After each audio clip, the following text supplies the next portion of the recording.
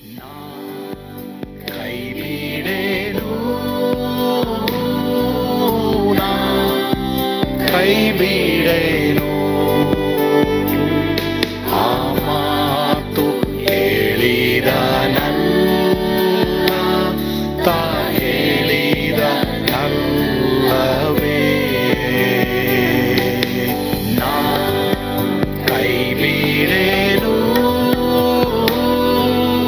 ನಾ ಕೈ ಬಿಡೇನು, ಆ ಮಾತು ಹೇಳಿದ ತಾ ಹೇಳಿದ ನಲ್ಲವೇ. ಯೇಸು ಕೈ ಬಿಡನು ದೈನಂದಿನ ಸತ್ಯವೇದ ಅಧ್ಯಯನಕ್ಕೆ ನಿಮ್ಮೆಲ್ಲರನ್ನ ಆಹ್ವಾನಿಸುತ್ತೇನೆ. ಇಂದು ನಾವು ಆದಿಕಾಂಡ 47:18-21 ವಚನವನ್ನ ಧ್ಯಾನ ಮಾಡಲಿದ್ದೇವೆ. ನಮ್ಮ ಹಣವೆಲ್ಲ ವೆಚ್ಚವಾಗಿ ಹೋಗಿದೆ, ಈ ವಿಷಯದ ಕುರಿತು ನಾವು ಕಲಿತೇವೆ.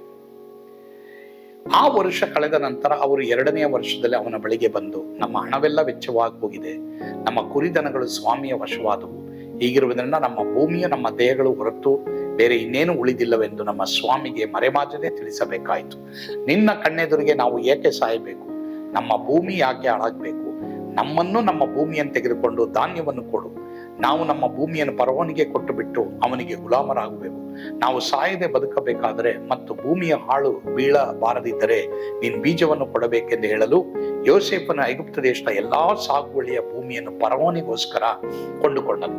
ಫರೋಹ ಐಗುಪ್ತರಿಗೆ ಘೋರವಾಗಿದ್ದರಿಂದ ಅವರೆಲ್ಲರೂ ತಮ್ಮ ತಮ್ಮ ಹೊಲಗದ್ದೆಗಳನ್ನು ಮಾರಿಬಿಟ್ರು. ಹೀಗೆ ಸಾಗುವಳಿಯ ಭೂಮಿಯಲ್ಲೆಲ್ಲ ಫರೋಹನದಾಯಿತು. ಯೋಸೇಫನ ಐಗುಪ್ತ ದೇಶದ ಒಂದು ಮೇರೆಯಿಂದ ಮತ್ತೊಂದು ಮೇರೆಯವರೆಗೂ ಪ್ರಜೆಗಳನ್ನ ದಾಸರನ್ನಾಗಿ ಮಾಡಿದನು.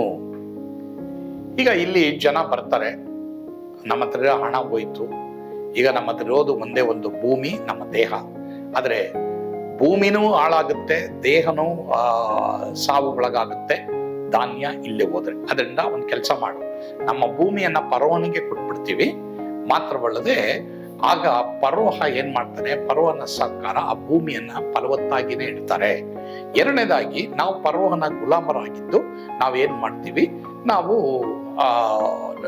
ನಾವು ಜೀವಿಸ್ತೀವಿ ಅಂದಾಗ ಯೋಸೇಫನು ಎಲ್ಲ ಒಂದು ಜಾಗಗಳನ್ನ ಭೂಮಿಯನ್ನ ತೆಗೆದುಕೊಂಡು ಅದನ್ನ ಫರೋಹನಿಗೆ ಕೊಟ್ಟು ಎಲ್ರಿಗೂ ಬೇಕಾದಂತಹ ದವಸ ಧಾನ್ಯವನ್ನು ಕೊಡ್ತಾನೆ. ಇಲ್ಲಿ ನಾವು ನೋಡುವಂಥದ್ದು ಏನೆಂಬುದಾಗಿ ನಾವು ನೋಡ್ಬೇಕಾದ್ರೆ ದೇಶ ಯಾವುದೇ ರೀತಿಯಲ್ಲಿ ಕಷ್ಟಕ್ಕೊಳಗಾಗಲ್ಲ. There was balanced. ಅದಕ್ಕೆ ರಿಸರ್ವ್ ಎಂಬುದಾಗಿ ಹೇಳ್ತಾರೆ, ವಿಚ್ ಇಸ್ ಫೈನಾನ್ಷಿಯಲ್ ಮ್ಯಾನೇಜ್ಮೆಂಟ್ ಅಲ್ಲಿ ರಿಸರ್ವ್ ಬಹಳ ಪ್ರಾಮುಖ್ಯ. ಇದು ಎಲ್ಲಾ ದೇಶಗಳು ಕಲಿಬೇಕು. ನಮಗೆ ಏನಿದೋ ಅದರಲ್ಲೇ ಎಲ್ಲಾ ದೇಶಗಳ ಸರ್ಕಾರದವರು ಸಹ ಇದನ್ನ ಪಾಲಿಸುವಂತದ್ದಾಗಬೇಕು. See, we get the knowledge and wisdom from the Bible.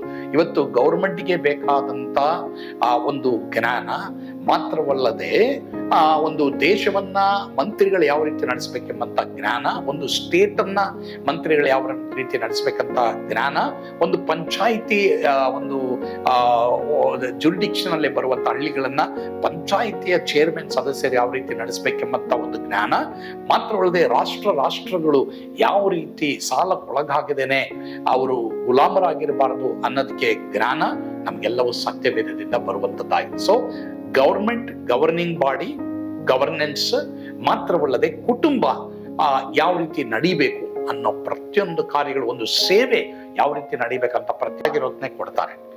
ದೇವರು ಹೇಳ್ದೆ ಹೋದ್ರೆ ನಾವು ಬೆಸ್ಟ್ ಅನ್ನು ಹುಡ್ಕೊಂಡು ಹೋಗ್ಬೇಕು, ಕೆಲವು ಸಲ ವರ್ಸ್ಟ್ ಇರ್ತದೆ ಅಲ್ವಾ. ಸೊ ಇಲ್ಲಿ ನೋಡ್ರಿ, ಒಂದು ಅಪರಿಚಿತವಾದ ಜಾಗದಲ್ಲಿ, ಸ್ಥಳದಲ್ಲಿ, ಯಾರನ್ನೂ ತಿಳಿದೇ ಇರುವಂತ ಸ್ಥಳದಲ್ಲಿ ಇಲ್ಲಿ ಯಾಕೋಬನ ಕುಟುಂಬಕ್ಕೆ ದೇವರೆಲ್ಲ ಬೆಸ್ಟ್ ಆದದನ್ನು ಕೊಡ್ತಾರೆ. ಅದಕ್ಕೆ ದೇವರ ವಾಕ್ಯದಲ್ಲಿ ಬರ್ತಾರೆ, ನಾವು ಅವ್ರನ್ನ ಪ್ರೀತಿಸುವಾಗ ಅವರಿಗೆ ಕೊಡಬೇಕಾದಂತ ಸಮಯವನ್ನ ನಾವು ಕೊಟ್ರೆ, ಬಲವಂತದಿಂದಲ್ಲ, ದೇವರನ್ನ ಪ್ರೀತಿ ಮಾಡಿ ನಾವು ಕೊಡೋದಾದ್ರೆ, ದೇವರು ತನ್ನನ್ನು ಹುಡುಕುವವರಿಗೆ, ತನ್ನ ಪ್ರೀತಿಸುವವರಿಗೆ ಸಿದ್ಧ ಮಾಡಿರುವಂಥದ್ದು ಕಣ್ಣು ಕಾಣಲಿಲ್ಲ, ಕಿವಿ ಕೇಳಲಿಲ್ಲ, ಅದರ ಭಾವನೆ ಹೃದಯದಲ್ಲಿ ಹುಟ್ಟಲಿಲ್ಲ. ಹಾಗಾದ್ರೆ ನಾವು ದೇವರನ್ನ ಪ್ರೀತಿ ಮಾಡ್ತಾ ಇದೀವ? ಅಯ್ಯೋ, ಈ ಲೋಕದಲ್ಲಿ ನನಗೆ ಯಾವುದೂ ಬೆಸ್ಟ್ ಇಲ್ಲಪ್ಪ, ಎಲ್ಲ ವರ್ಷ ಆಗ್ತಾ ಇದೆ, ಎಲ್ಲ ವರ್ಷ ಆಗಿದೆ ಎಂಬುದಾಗಿ ನಾವು ನೋಡ್ಬೇಕು. ನೋಡಿ, ಕಷ್ಟ ಹಿಂಸೆ ಅನ್ನೋದು ಬೇರೆ, ಆದ್ರೆ ನಮ್ಮ ಜೀವಿತದಲ್ಲಿ ನಮಗೆ ಉತ್ತಮವಾದದನ್ನೇ ದೇವರು ಕೊಡ್ತಾರೆ. ದೇವರು ಶ್ರೇಷ್ಠ ಗೋಧಿಯಿಂದ ನಮ್ಮನ್ನ ಸಂತೃಪ್ತಿ ಪಡಿಸ್ತಾರೆ ಎಂಬುದಾಗಿ ದೇವರ ವಾಕ್ಯದಲ್ಲಿ ಬರೆದಿದೆ ಪ್ರಿಯರೇ. ಹೀಗಾಗಿ ದೇವರು ನಿಮ್ಗೆ ಉತ್ತಮವಾದದನ್ನೇ ಮಾಡ್ತಾರೆ. ನನ್ಗೆ ಗೊತ್ತಿಲ್ಲ ನೀವು ಏನೇನು ಹುಡುಕ್ತಾ ಇದ್ದೀರಾ, ಖಂಡಿತವಾಗಿ ನಿಮ್ಗೆ ದೇವರು ಉತ್ತಮವಾದದನ್ನೇ ಕೊಡ್ತಾರೆ. ದೇವರನ್ನ ನಂಬಿದವರಿಗೆ ದೇವರು ಯಾವಾಗಲೂ ಅಷ್ಟೇ ವರ್ಷಾದದನ್ನು ಕೊಡೋದಿಲ್ಲ. ನೀವು ತಂಪಾದ ತೋಟಕ್ಕೂ ನೀರಿಗೆ ಮೋಸವಿಲ್ಲದ ಬುಗ್ಗೆಗೂ ಸಮಾನವಾಗಿರುವ ಹಾಗೆ ಕರ್ತನ ಮಾಡ್ತಾರೆ. ಆ ರೀತಿಯೇ ಕರ್ತನು ನಿಮ್ಮನ್ನು ನಡೆಸಲಿ. ಆಮೇನ್. God bless you. ಪ್ರಾರ್ಥನೆ ಮಾಡೋಣ. ನಮ್ಮನ್ನು ಬಹಳವಾಗಿ ಪ್ರೀತಿ ಮಾಡಿದಂತ ನಮ್ಮ ಸ್ವರ್ಗೀಯ ತಂದೆ ಆದ ನಿಮ್ಮ ಸ್ತೋತ್ರ. ಈ ದಿನ ನಮ್ಮೊಂದಿಗೆ ನೀವು ಮಾತನಾಡೋದಕ್ಕಾಗಿ ಸ್ತೋತ್ರ. ಯಾರ್ಯಾರ ಜೀವಮಾನದಲ್ಲಿ ವರ್ಷಾದಂತ ಅನುಭವಗಳಿದೆ ಅದನ್ನೆಲ್ಲ ಬೆಸ್ಟ್ ಆಗಿ ನೀ ತಿರುಗಿಸುವುದಕ್ಕೆ ಶಕ್ತನಾದ ದೇವರಾಗಿದ್ದೀಯಾ. ನಿನ್ನನ್ನು ಹುಡುಕುವಾಗಿ ಎಲ್ಲರೂ ಕೃಪೆ ಕೊಡು. ಯಾಕೋಬನು ಅವನ ಮಕ್ಕಳಿಗೆ ದೇವರೇ ಉತ್ತಮವಾದ ಸ್ಥಳವನ್ನೇ ಅನ್ಯ ದೇಶದಲ್ಲಿ ಒಡಿಸಿದಂತ ಕರ್ತನು ಅನ್ಯ ರಾಜ್ಯನು ದೇವರೇ ಕೊಟ್ಟ ಹಾಗೆ ದೇವರೇ ಈ ಲೋಕದಲ್ಲಿ ಎಲ್ಲ ಅನ್ಯರಿರ್ಬೋದಪ್ಪ, ಆದ್ರೂ ಸಹ ನಾವು ವಾಸಿಸುವಂತ ಜಾಗದಲ್ಲಿ ನಮ್ಗೆ ಉತ್ತಮವಾದದ್ದು ನೀನ್ ಮಾಡ್ತೀಯಾ. ಈ ದೇವ ಮಕ್ಕಳಿಗೆ ಮಾಡಪ್ಪ. ಯೇಸುವಿನ ಹೆಸರಿನಲ್ಲಿ ಪ್ರಾರ್ಥಿಸ್ತೇವೆ ಸ್ವಾಮಿ. ಆಮೇನ್. God bless you. ಸ್ವರ್ಗದ ಆನಂದ ನಿಮ್ಮೆಲ್ಲರನ್ನು ತುಂಬಿ ತುಳುಕಲಿ. ಆಮೇನ್.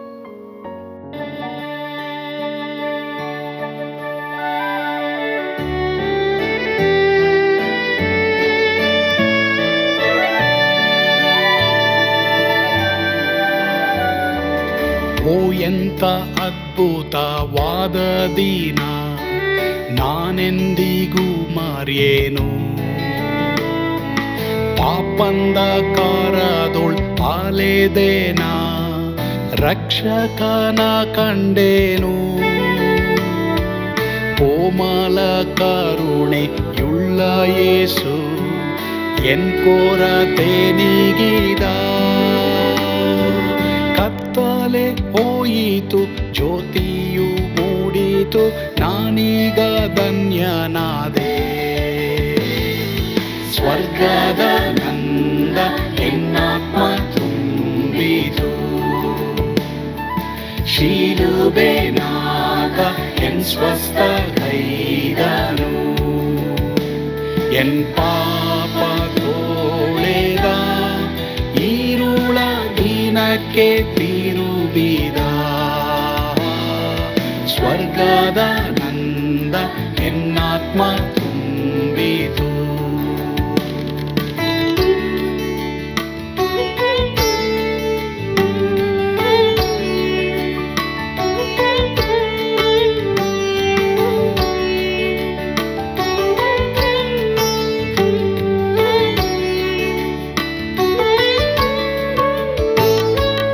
ಆತ್ಮನ ನೂತನ ಜನ್ಮದಿಂದ ದೇವಪುತ್ರನಾದೇನು. ನೀತಿ ನಿರ್ಣಯವ ಹೊಂದಿದೇನು, ಭಾಗ್ಯವಂತನಾದೇನು. ಪಾಪಾತ್ಮನಾಗಿ ನಾ ಬಂದಾಗಲೇ ಆಶೀರ್ವಾದ ಸಿಕ್ಕಿತು. ಕೃಪೆಯ ಮೂಲವೇ ರಕ್ಷಣೆ ಹೊಂದಿದೆ, ಸುನಾಮ ಕೊಂಡಾಡುವೆ. ಸ್ವರ್ಗದ ನಂದ ಎನ್ನಾತ್ಮ ತುಂಬಿತು, ಶಿಲುಬೆನಾಗ ಎನ್ ಸ್ವಸ್ಥಗೈದನು. ಎನ್ ಪಾಪ ತೋಳೆದ, ಈರುಳ ದಿನಕ್ಕೆ ತಿರುಗಿದ. ಸ್ವರ್ಗದ ನಂದ ಎನ್ನಾತ್ಮ ತುಂಬಿತು.